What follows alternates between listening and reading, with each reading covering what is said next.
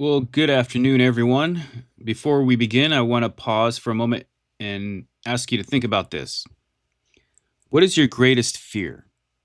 Is it the fear of failure, of being forgotten, of not having enough time to accomplish all you dream of? Imagine you are 22 years old, you're just beginning to shape your identity, just discovering your voice, your purpose, and then you learn that you're dying, that the time you thought you had to create, to love, to live fully is vanishing before your eyes. This is the predicament John Keats faced when he wrote, "When I have fears that I may cease to be." This sonnet is an intimate confession, a meditation on mortality, artistic ambition, and unfulfilled love. But it's also something more, a cry into the void, a desperate attempt to reconcile the knowledge that he will die before he truly begins to live. As we analyze this poem, I want you to keep one question at the forefront of your mind. Can poetry, can art, offer any real consolation in the face of death? Or is Keats ultimately telling us that everything, love, fame, creation, is swallowed by oblivion? Let's begin with Vanishing Dreams, Keats, Mortality, and the Fear of the Unwritten. First, some history. Keats wrote this poem in 1818 when he was 22 years old. At this point, his poetic reputation was still emerging. He had not yet written his great odes. He had not yet fully discovered the voice that would make him immortal. But he had already seen more suffering than most men twice his age. Keats's life was shaped by loss. He lost his father when he was 8, his mother at 14, and his younger brother Tom in 1818, the same year this poem was written, to tuberculosis, the disease that would eventually kill Keats himself. Can you imagine what it must have been like to watch your brother waste away, knowing the same fate might await you? How do you continue creating when you know your time is running out? Keats, rather than turning away from this fear, confronted it head on in his poetry. In this sonnet, he explores three central anxieties: the fear that he will die before he can write everything he envisions, the fear that he will never fully experience or understand love, and the realization that all earthly desires, fame, love, art, are ultimately insignificant in the face of death. With this in mind, let's break down the poem line by line. Looking at the first quatrain, we look at Keats's fear of the unwritten.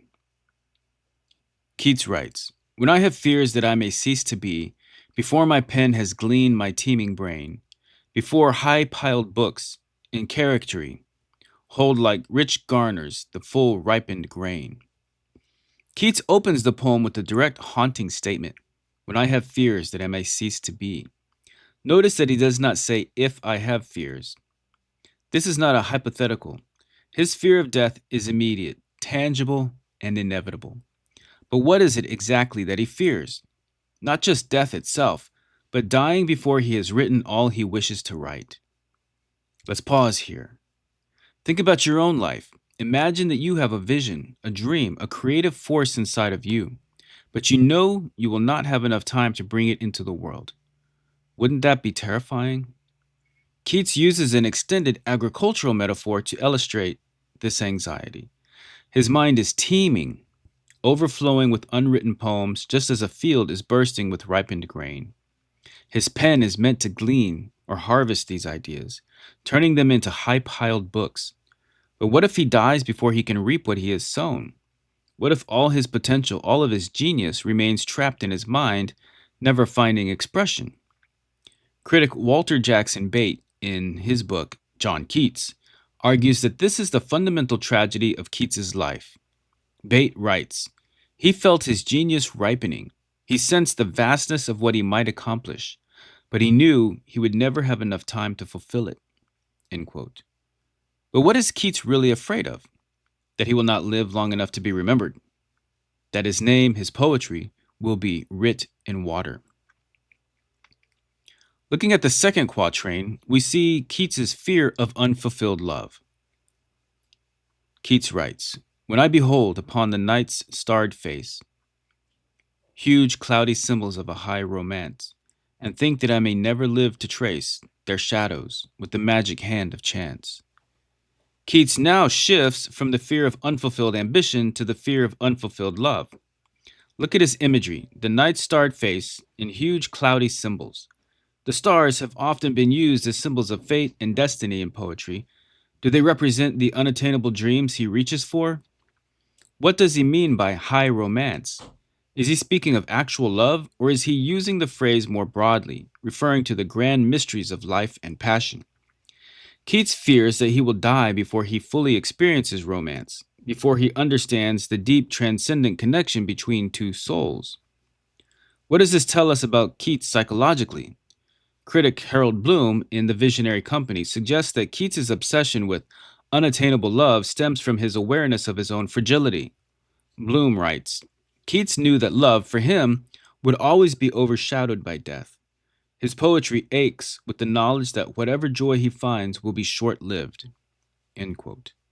Is Keats longing for love, or mourning the fact that love, like everything else, is fleeting? Looking at the final couplet, we see the vanishing of all of Keats's desires. Keats writes, Then on the shore of the wide world I stand alone, and think till love and fame to nothingness do sink. What a devastating conclusion. Keats places himself on the shore of the wide world. Think about that image. He's standing at the edge of existence, looking out at the vast unknown. He is alone. And as he stares into the abyss, what happens? Love and fame, everything he once desired, sink into nothingness. Is this despair? Is this acceptance? Or is it something else? Some critics argue that this is Keats's moment of resignation, that he recognizes the futility of all human striving. Critic Helen Vendler in the Odes of John Keats suggests that his final moment is not defeat, but release. Vendler writes, Keats does not fight against the tide, he watches as all his desires dissolve into the vastness of the universe. There is peace in this surrender. End quote. But I ask you, is there peace in letting go? Or does this final image suggest something far bleaker? That in the end, all we love, all we create is swallowed by a void. So where does this leave us? Is Keats telling us that nothing matters? That poetry, love, ambition, all of it is ultimately meaningless? Or is he teaching us something else? That it is precisely because life is fleeting that it is beautiful. That poetry matters not because it is eternal, but because it captures what is ephemeral. So I leave you with this. If you knew you would die tomorrow, what would you write today? Maybe that is the question Keats was asking all along.